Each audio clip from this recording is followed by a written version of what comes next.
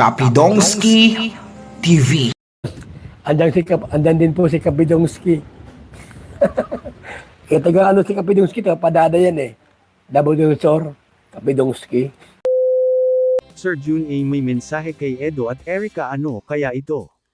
Maligayang pagbabalik muli mga idol sa aking munting channel, ang Bisayang Taga Davao Kapedongski TV.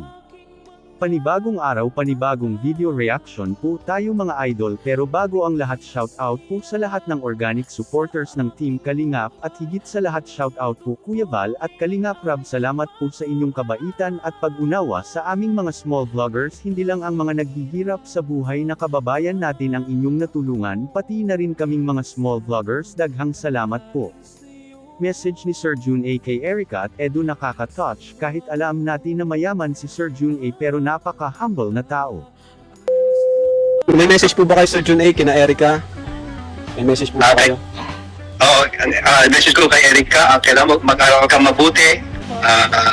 Yun ang importante, para at least matulungan mo para someday na pag matapos ang pag-aaral mo, ikaw din matutulungan mo ang magulang mo, sa family mo, sa lola ka sa lolo mo. Alam ko kung paano mo, how important they are to you. Yun, mapatutuwa ako pag matapos mo yung Garcia. Opo, salamat po. Kay Edo sir, may message po kay Edo. Yes, Edo. Opo. Ito, mag-aral mo din mabuti. Palagi ka nag-iingat sa daan. Wala natin sir Ano, kilala ka niya na sir? Salamat po. Oo. Matagal ko na kilala yan, noong Sheena pa yun. Grabe. Pero matagal na siyang Matagal tagal. na siya sa podcast. Kay Shena pa daw. Grabe. Solid talaga si Sir June A. Matagal na siyang viewer ng Kalingap. Grabe. Matagal na pala kayo siya nanonood. Oo, matagal na. Matagal na si Sir June A nanonood. Ngayon lang, actually, gusto ko rin mag-donate kay Edu noon, nung nakikita ko yung mga girls niya nung sa Hana, gano'n. Sila Hana daw. Oo. Kaya lang, hindi niya rin sinasagot eh. Siguro natatabunan din siguro. Salamat po. Grabe si Sir June A. Napaka, Oo. generous si Sir June A.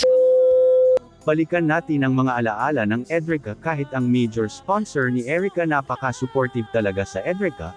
At ito rin ang kasagutan sa mga bashers na sinabing sugar daddy ni Erica si Sir June A. Loud and clear na sinabi ni Sir June A na matagal na siyang taga-subaybay sa Kalingap, at noon pa kilala niya na si Edo, na si Ate Sheena pa ang pinapartner kay Edo.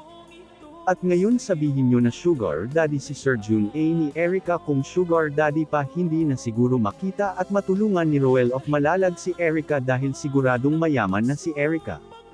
Sa mga bashers dyan, happy na kayo na bigla na lang iniwan ni Erica ang Kalingap. Sigurado talaga ako na ang sinasabi ngayon ng mga bashers, gabaan mo kay Rina kay ngano inyo gibiyaan.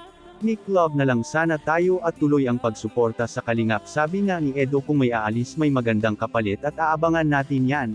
Hanggang dito na lang muli ang inyong lingkod. Hanggang sa muli mga idol, ang Ginoo nagauban ka natong tanan. I love you all.